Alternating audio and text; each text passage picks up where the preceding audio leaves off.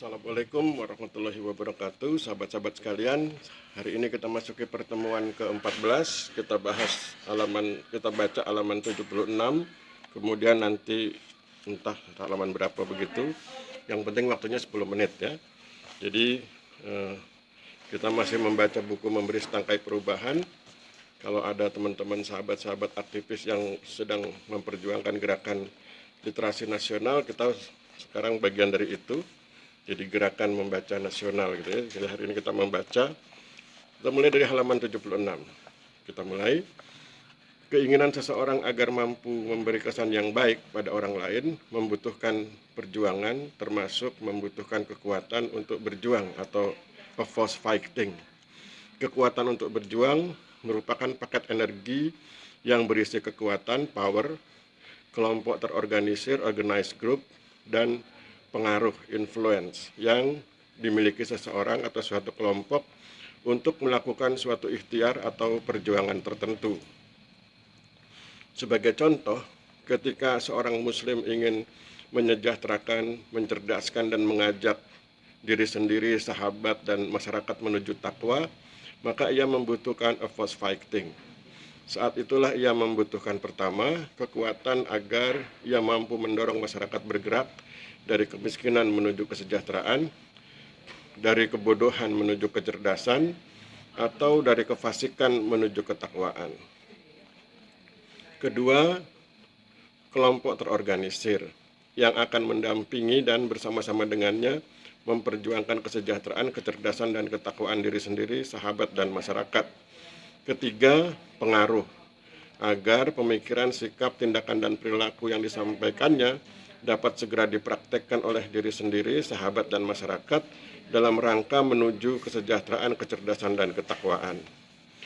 Hanya saja harus disadari bahwa saat seorang muslim berjuang, ia akan menghadapi tantangan atau halangan dari berbagai pihak. Oleh karena itu, ia membutuhkan perlindungan Allah Subhanahu wa Ta'ala. Sebagaimana diketahui, Allah Subhanahu wa Ta'ala mengajarkan, katakanlah, aku berlindung kepada Tuhannya manusia, yaitu Allah, Rajanya manusia, yaitu Allah, sembahannya manusia, yaitu Allah, dari kejahatan setan yang biasa bersembunyi, yang membisikkan kejahatan ke dalam dada manusia, yaitu dari golongan jin dan manusia. Quran surat 114 ayat 1-6. Berdasarkan firman Allah Subhanahu wa Ta'ala dalam Quran surat 114 ayat 1-6 ini, maka seorang muslim harus tetap bersemangat dalam berjuang mensejahterakan, mencerdaskan, dan mengajak takwa diri sendiri, sahabat, dan masyarakat. Tetap semangat walaupun ada jin dan manusia yang membisikkan kelemahan dan ketidaksemangatan. Semangat terus dalam berjuang, jangan terkesima apalagi terpedaya oleh tipu daya setan dari golongan jin dan manusia. Allah Subhanahu wa Ta'ala berfirman dalam Quran surat 9 ayat 37 sebagai berikut, setan menjadikan mereka memandang baik perbuatan mereka yang buruk, dan Allah tidak akan memberi petunjuk kepada orang-orang kafir. Oleh karena itu, setiap muslim disarankan untuk semangat dan tetap semangat. Setiap muslim disarankan untuk terus berjuang dan memanfaatkan a force fighting. Selain itu, manfaatkan kemampuan public speaking dan public relation dengan melakukan personality development. Setiap muslim disarankan untuk menebarkan kesejahteraan, kecerdasan, dan ketakwaan di masyarakat sesuai force fighting yang dimiliki. Selain itu, ia juga perlu mendakwahkan pada diri sendiri tentang pentingnya kesejahteraan, kecerdasan, dan ketakwaan. Kemudian ia mendakwahkan pada sahabat dan masyarakat tentang pentingnya kesejahteraan, kecerdasan, dan ketakwaan, baik dengan melakukan dakwah di dunia nyata, dengan perbuatan dan ucapan. Ia juga perlu melakukan dakwah di dunia maya, dengan menyampaikan dakwah tentang pentingnya kesejahteraan, kecerdasan, dan ketakwaan, agar sahabat dan masyarakat dapat menjadikannya sebagai inspirasi bagi pelaksanaannya di dunia nyata. Itikat baik seorang muslim untuk menyampaikan dakwah tentang pentingnya kesejahteraan, kecerdasan, dan ketakwaan baik di dunia nyata maupun di dunia maya tetaplah memerlukan persiapan yang matang. Ia dapat saja menyiapkannya di rumah atau di tempat lain, dan bila di rumah boleh jadi ia menyiapkannya di garasi. Sebagaimana diketahui, garasi adalah ruang di sisi rumah yang biasanya diperuntukkan untuk menyimpan kendaraan. Oleh karena itu, ruang ini biasanya diabaikan, terutama untuk hal-hal yang dipandang penting atau luar biasa. Meskipun terkadang ada orang yang memulai kesuksesannya dari ruang ini. Contoh, Mario Teguh memulai bisnis konsultan motivasinya dari garasi. Ada pula perusahaan kosmetik yang memulai usahanya dari garasi. Dengan demikian, garasi berpeluang menjadi tempat ideal untuk melakukan sesuatu yang besar dalam frame kebajikan. Kesempatan ini terbuka bagi setiap muslim yang ingin mengajak manusia lain melakukan kebajikan. Caranya dengan memanfaatkan internet sebagai sarana dakwah. Dari garasinya, seorang muslim dapat membuat akun blog, Facebook, Twitter, dan lain-lain. Selanjutnya, ia mengisi blog, Facebook, atau Twitter dengan informasi dan motivasi yang menyemangati orang lain dalam beribadah kepada Allah Subhanahu wa Ta'ala dan rahmatan lil alamin. Oleh karena internet merupakan jaringan informasi dan komunikasi yang bersifat global, maka dapatlah dikatakan bahwa ia telah berdakwah dari garasi ke seluruh dunia, atau biasa dikatakan from garage to global. Dengan cara ini, sesungguhnya setiap muslim dapat berdakwah sesuai dengan kemampuannya masing-masing untuk mengajak setiap orang beribadah kepada Allah Subhanahu wa Ta'ala dan rahmatan lil alamin. Allah Subhanahu wa Ta'ala berfirman, sesungguhnya Allah tidak menyia-nyiakan pahala orang-orang yang berbuat kebajikan. Quran surat 11 ayat 115. Firman Allah Subhanahu wa Ta'ala tersebut hendaknya dapat dimaknai oleh setiap muslim sebagai penyemangat dalam melakukan kebajikan. Sementara itu diketahui bahwa dakwah merupakan suatu kebajikan karena mengingatkan manusia untuk beribadah kepada Allah Subhanahu wa Ta'ala dan rahmatan lil alamin. Oleh karena itu, Allah Subhanahu wa Ta'ala tentu telah menyiapkan pahala bagi orang-orang yang berkenan berdakwah sesuai kemampuannya. Agar dakwah yang disampaikan dapat berada pada koridor nilai-nilai Islam, hendaknya setiap muslim memperhatikan koridor yang ada pada nilai-nilai Islam. Seperti pertama, akidah, yaitu konsepsi ketuhanan. Kedua, ibadah, yaitu tata cara berbakti kepada Allah Subhanahu wa Ta'ala sebagaimana yang dicontohkan oleh Rasulullah Muhammad SAW. Ketiga, muamalah, yaitu tata interaksi sosial yang diridhoi Allah Subhanahu wa Ta'ala sebagaimana yang dicontohkan oleh Rasulullah Muhammad SAW. Keempat, adab, yaitu tata etika atau sopan santun yang diridhoi Allah Subhanahu wa Ta'ala sebagaimana yang dicontohkan oleh Rasulullah Muhammad SAW. Kelima, akhlak, yaitu ekspresi seorang manusia yang berakidah, beribadah, bermuamalah, dan beradab. Selanjutnya, setiap muslim juga perlu berikhtiar terus-menerus agar memiliki kapasitas yang cukup dalam hal pertama, fatonah, yaitu kecerdasan komprehensif seperti kecerdasan akademik, sosial, dan transendental. Kedua, amanah, yaitu dapat dipercaya atau terpercaya. Ketiga, sidik, yaitu jujur atau objektif. Keempat, tablik, yaitu informatif atau mampu menyampaikan informasi dengan cara-cara yang baik. Dengan demikian, ia dapat berperan sebagai pertama, mujahidin, yaitu orang yang mampu membela atau memperjuangkan kebenaran agama Islam. Kedua, uswatun hasanah, yaitu orang yang mampu menjadi panutan atau teladan yang baik bagi orang lain. Ketiga, asabiqunal awalun, yaitu orang yang mampu menjadi orang pertama yang melakukan kebajikan, baik dalam konteks substansi kekinian maupun dalam konteks tempat atau wilayah. Keempat, sirojan muniran, yaitu orang yang mampu mencerahkan orang-orang yang belum paham atau belum mengerti atau mengajarkan suatu kebajikan kepada orang lain.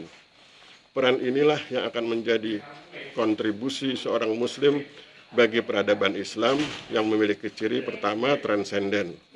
Adalah peradaban yang hanya mempertuhankan Tuhan yang sesungguhnya, yaitu Allah Subhanahu wa Ta'ala. Kedua, humanis, adalah peradaban yang memposisikan manusia pada fitrahnya atau sesuai dengan tujuan diciptakannya manusia oleh Allah Subhanahu wa Ta'ala, yaitu beribadah kepada Allah Subhanahu wa Ta'ala dan rahmatan lil alamin. Ketiga, emansipatori, adalah peradaban yang membebaskan manusia dari kejahiliahan tradisional, modern, dan postmodern. Peran seorang muslim dalam mewujudkan peradaban yang transenden, humanis, dan emansipatoris ternyata membutuhkan modal awal berupa informasi yang benar. Oleh karena itu dibutuhkan screening truth into power. Saya ulangi, oleh karena itu dibutuhkan screening truth to power. yang dapat dimaknai sebagai upaya menyaring informasi tentang kebenaran yang hasilnya dapat digunakan untuk menambah kekuatan. Allah Subhanahu wa taala berfirman, "Hai orang-orang yang beriman, jika datang kepadamu orang fasik dengan suatu berita, maka selidikilah agar kamu tidak mencelakakan suatu kaum tanpa mengetahui keadaannya. Kemudian kamu menyesal atas perbuatanmu itu." Quran surat 49 ayat 6. Firman Allah Subhanahu wa taala dalam Quran surat 49 ayat 6 menunjukkan tentang perlunya setiap manusia berhati-hati menerima suatu berita. Kehati-hatian diawali dengan memeriksa sumber berita. Jika sumber berita adalah orang-orang fasik, mengabaikan perintah dan larangan Allah Subhanahu wa taala, maka kehati-hatian perlu ditingkatkan. Dengan kata lain, setiap muslim perlu melakukan screening truth atau menyaring informasi tentang kebenaran. Jika sumber berita adalah orang-orang fasik, maka saringannya harus diperiksa ulang apakah saringan tersebut dalam kondisi baik, sehingga diperoleh informasi yang tepat tentang kebenaran. Dalam Quran surat 49 ayat 6, Allah Subhanahu wa taala mengingatkan bahwa sesuatu yang tidak benar yang dipahami sebagai suatu kebenaran akan mencelakakan suatu kaum. Contoh, masyarakat di suatu wilayah tertentu diusir dari tanahnya oleh aparatur negara, misal polisi. Karena polisi memperoleh informasi bahwa tanah tersebut milik perusahaan tertentu. Padahal informasi ini salah, laporan palsu. Maka polisi telah mencelakakan suatu kaum, masyarakat di wilayah tersebut. Oleh karena itu, setiap manusia perlu berhati-hati dalam menerima informasi. Tidak semua informasi benar, sehingga perlu dilakukan pemeriksaan secara cermat. Pemeriksaan yang cermat akan menghasilkan kebenaran, yang akhirnya akan dapat digunakan untuk menambah kekuatan, yaitu kekuatan untuk melakukan kebajikan. Ibnu Taimiyah pernah mengingatkan, banyak orang berkata bahwa ia tidak bermaksud bohong, tetapi ia terbawa arus pendapat umum yang berisi kebohongan. Semua itu disebabkan karena ia tidak memperhatikan pendapat orang lain dengan teliti, melainkan memahaminya dengan secara serampangan. Inilah pentingnya setiap muslim melakukan screening truth agar dapat meningkatkan power, yaitu power untuk berbuat kebajikan. Tepatnya, setiap muslim perlu melakukan screening truth to power. Dalam konteks bangsa Indonesia, maka bangsa Indonesia juga perlu melakukan screening truth to power.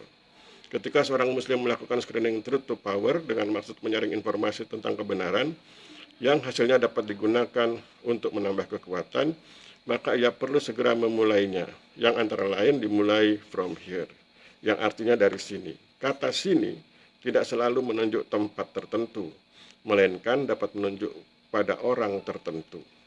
Ketika kata sini dipahami sebagai menunjuk pada orang tertentu, maka akan lebih baik jika orang tertentu itu adalah diri sendiri.